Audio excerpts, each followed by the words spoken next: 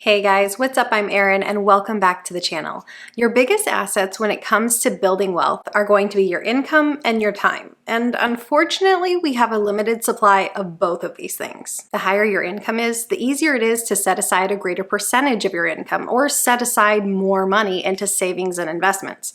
Plain and simple, the more money you set aside, the easier it is to build wealth at an accelerated pace. And that's great. Then we have time. Having more time on your side allows you to leave your money invested, allowing compounding to work its magic and grow your wealth. I think Warren Buffett phrased it best. The nature of compound interest is that it behaves like a snowball of sticky snow. And the trick is to have a very long hill, which means either start very young or living to be very old. And Warren Buffett has done both of these things. And yes, he is an extreme example, being that he has a net worth of about $120 billion. But he is literally a walking example of the power of compounding interest. He's said to have bought his first stock at the age of 11, which means he has roughly 82 years of compounding underneath him. And the power of compounding is really on display when you see that he's made over 99% of his wealth after the age of 50. And why he's quoted as saying, "My life has been a product of compound interest." When you're young, you likely have more time on your side, but income tends to work in the opposite fashion. You tend to start out with a lower income, and then as you gain experience in your field, your income tends to increase over time. Which might have you asking the question, what is the average income over time, through the ages? Well, if you want to look strictly at averages, the average income for a 25-year-old is about $48,000. A 35-year-old, it's about $73,000. Then we get to 45, 55, and 65-year-olds, all of who are averaging around $80,000 a year. And before you stop the video and say, what the heck, these numbers are way too high to be typical. Yes, these numbers are averages. Naturally, they are skewed upwards by those people who are incredibly high income earners. But in this video, we are going to break it down by age and by percentile so we can get those fine details. I just wanted to start off straight away with the averages and get them out of the way. So let's break it down by the 25th percentile, the 50th percentile, the median, the 75th percentile, the 90th percentile, and the 99th percentile as far as individual income and age are concerned. If we look at the 25th percentile, for 25-year-olds, the income is about $25,000 a year.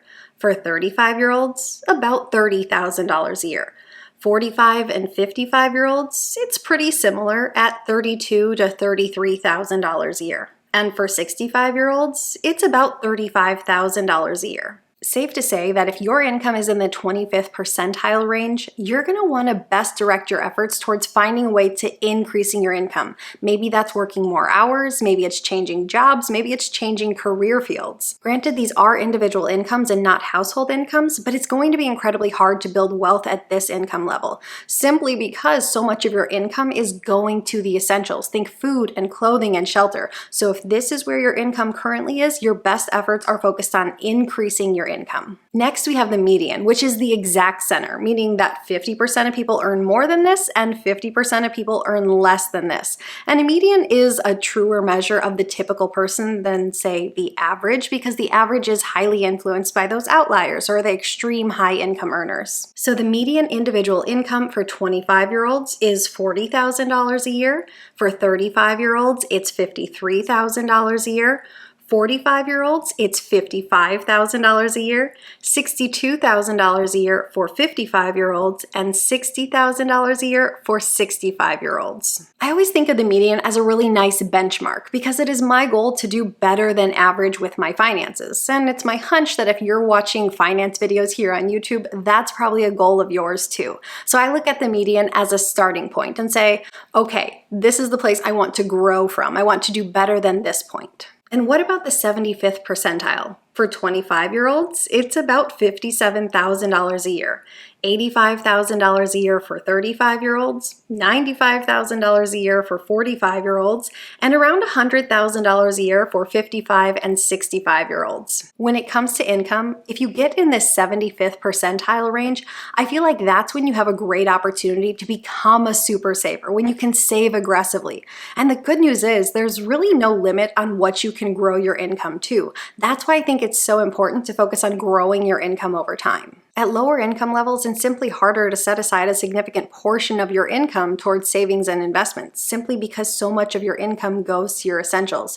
But as you work yourself into this bracket, you have the opportunity to become an aggressive saver if that's something you want to do. Financially speaking, life does get easier when you're working with a bigger income. For the 90th percentile, for 25-year-olds, it's $82,000 a year, $135,000 a year for 35-year-olds, $151,000 a year for 45-year-olds, $163,000 a year for 55-year-olds, and $157,000 a year for 65-year-olds. And while bringing in an income that puts you in the 90th percentile is amazing, it's still important to keep your lifestyle in check. Because even for those earning six figures, living paycheck to paycheck is very common. It's so easy to allow lifestyle creep to happen to increase your expenses anytime your income increases. That's why you always want to keep your spending in check no matter what your income level. And for the income to put you in the uppermost bracket, the 99th percentile, it's $170,000 a year for 25-year-olds, $420,000 a year for 35-year-olds, $635,000 a year for 45-year-olds, $453,000 a year for 55-year-olds, and $433,000 a year for 65-year-olds. As you can see, when you get into these uppermost brackets, the income jump is exponential. And if you're in the top 1%, safe to say the income you're making is absolutely wild. All the data presented up until this point is based on individual incomes. And in case you're wondering about household income, that data by percentile is also available. So strictly starting with the average again, the average household income in 2023 is $106,000 a year. However, if we break it down by percentile, a household income of $37,000 a year puts you in the 25th percentile. An income of $74,000 a year puts you right in the median, that 50th percentile. An income of $133,000 a year puts you in the 75th percentile. Then this is where the big jump starts to happen. $216,000 a year puts you in the 90th percentile, and $592,000 a year puts you in the 99th percentile. Quick note about all the data presented in this video. It comes from the Federal Reserve Survey of Consumer Finances as reported by the DQYDJ.com. Stands for Don't Quit Your Day Job. I will link their calculators down below in the description box if you're at all interested in seeing what percentile your individual income or your household income puts you in. I want to call attention to one more income calculator that's on their site, and that is their salary to hourly converter. And at first you might be thinking, why do I need this calculator? I'm fairly certain of what I make on an annual basis or on an hourly basis, but I like to use this calculator to calculate my real hourly wage. And if you've read the book Your Money or Your Life by Vicki Robin, you know exactly what I'm talking about. Your real hourly wage doesn't just calculate the amount you're making per hour while you're at work. It also factors in when you're doing work-related activities or work-adjacent activities, that time as well. For instance, you might work a typical 8 to 5 job, doing 40 hours a week, making $40,000 a year. For the sake of keeping things simple, we're going to ignore taxes, 401ks, all those kind of things. Let's say you work 50 weeks out of the year. You have 2 weeks off for vacation. You do 40 hours a week at $40,000. Your hourly wage is $20 an hour. But that doesn't tell the full story. Let's say it takes you 30 minutes to get ready for work. Let's say you have a 45-minute commute there and back each day.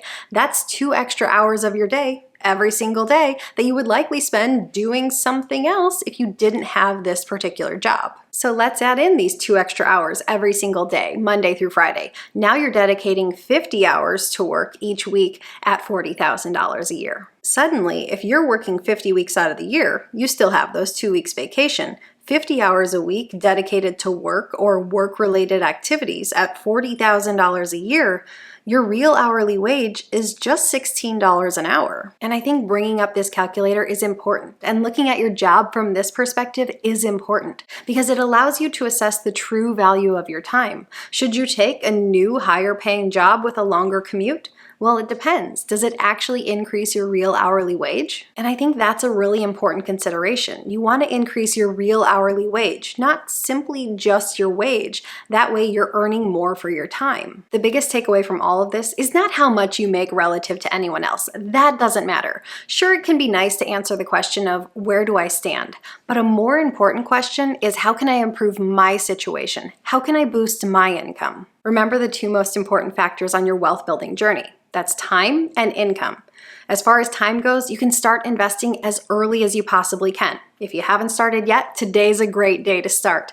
Outside of that, we can't really rewind and try to start sooner. Wish we could, but once time's gone, it's gone. You can affect time by also delaying when you step away from the workforce or delaying your retirement and working longer. But outside of that, time is relatively fixed. But there's a lot of things you can do to boost your income. Pay off outstanding debts. The less debt you have, the more of your income you have to work with. If you have consumer debt or student loan debt or auto loan debt, focus on aggressively paying them off. Once they're paid off, it can feel like you got a raise. You get more of your income to work with. Sure, in the interim, when you're aggressively paying them off, it won't feel like you have that raise. But once they're off the books, then you'll get some relief. Work a side hustle. And this can be something you simply do in the interim. If you've got that debt that we previously spoke about, maybe you do this while you're paying off that debt aggressively. Or maybe you just do this so you have the opportunity to save and invest aggressively when you're very young. Maybe you're chasing something like Coast Fire and aiming to get $100,000 invested as quickly as possible.